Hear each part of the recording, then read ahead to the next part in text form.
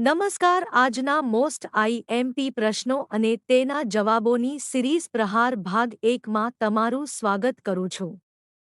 એક અમદાવાદમાં આવેલ કાંકરિયા તળાવ બીજા કયા નામે ઓળખાય છે? હૌજે કુતુબ.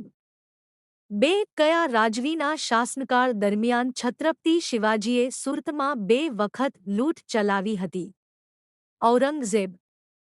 3. ગાંધીજીએ કોચરબ ખાતે શરૂ કરેલ આશ્રમમાં સૌપ્રથમ કયા અંત્યજ દલિત પરિવારનો સમાવેશ કર્યો?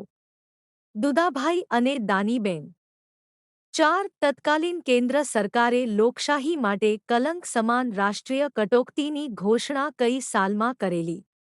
1975માં. 5. રાજ્ય યાદીમાં કાયદો ઘડવાની સત્તા કોની પાસે હોય છે? રાજ્યોની ધારાસભાની પાસે. 6.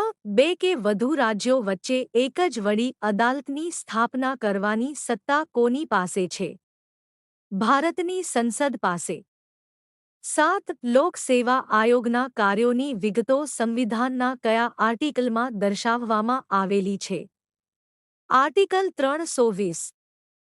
8. સર્વોચ્ચ અદાલતને કઈ અદાલત પણ કહી શકાય? નઝીરી અદાલત. 9. મહાકાવ્ય પૃથ્વીરાજ રાસોમાં પૃથ્વીરાજ ચૌહાણની વીરકથા આલેખનાર વિખ્યાત કવિ કોણ હતા? ચંદબ્રદાઈ. 10. ગાંધીજી અને અબ્બાસ તૈયબજીની ધરપકડથી ધરાસણા સત્યાગ્રહની આગેવાની કોણે લીધી હતી? સરોજીની નાયડુ. 11. ભારતના બંધારણના કુલ કેટલા પરિશિષ્ટો છે? 12. 12. સિંધુ ખીણ સંસ્કૃતિનું મોહેન્જોદડો નગર ક્યાં આવેલું છે? લારખાના. 13. બંધારણ સંપૂર્ણપણે અમલમાં ક્યારે આવ્યું?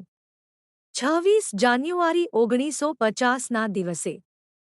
14. ભારતીય રાષ્ટ્રીય પંચાંગ અનુસાર પ્રથમ મહિનો કયો છે? ચૈત્ર. 15. દાંડીકૂચની શરૂઆત ક્યારે થઈ હતી? 12 માર્ચ 1930ના દિવસે.